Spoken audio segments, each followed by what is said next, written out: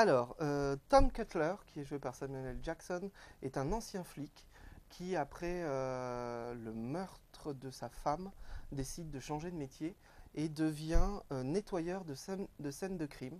Donc il nous explique qu'en fait, quand un crime a lieu, eh bien, c'est à vos charges de nettoyer le sang qui a pu gicler partout. Et donc lui, eh bien, c'est sa nouvelle profession. Pour retrouver le moral, c'est bien. Voilà.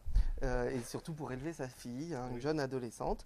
Oui. Et donc il va nettoyer une scène dans une maison vide. Et il se rend compte, après avoir oublié quelque chose de la maison, que l'habitante de cette maison, qui est jouée par Eva Mendes, n'a pas eu connaissance d'un crime dans cette maison, que le crime n'a pas été signalé à la police et que donc ce crime n'a jamais eu lieu. Donc il va, il va mener son enquête et aidé par son ancien coéquipier qui est joué par Ed Harris. Et bien sûr, tout ça va découler sur un thriller.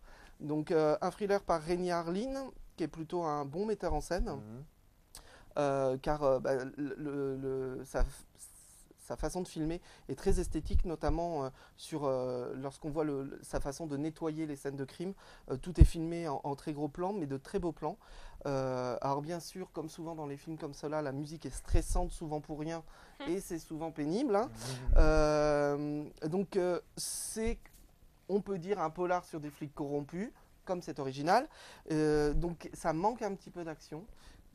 Dommage, et c'est trop dans le discours, dans les souvenirs, le spirituel, le mental. Alors franchement, Renny Harlin, depuis longtemps, ne rencontre plus les scénarios à la hauteur de sa réalisation, et ça c'est vraiment dommage, parce qu'il sait vraiment manier une caméra. C'est l'ancien mari de Gina Davis, et il avait fait notamment... Il y a longtemps qu'il n'a pas fait il avait fait Cliffhanger, il avait fait, que je me trompe pas quand même, L'île aux pirates.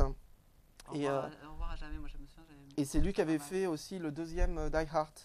Donc il sait vraiment manier une caméra, il fait vraiment des beaux plans, mais simplement, et il monte bien ses films, hein, le montage a de la gueule, mais simplement le sujet là il est pauvre, c'est une banale histoire de flic, c'est bien interprété, mais c'est un peu sans intérêt.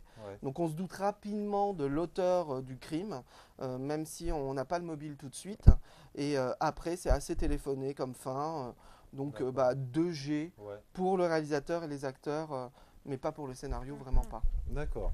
Ça a plutôt la hauteur d'un téléfilm de deuxième partie de soirée. Ok.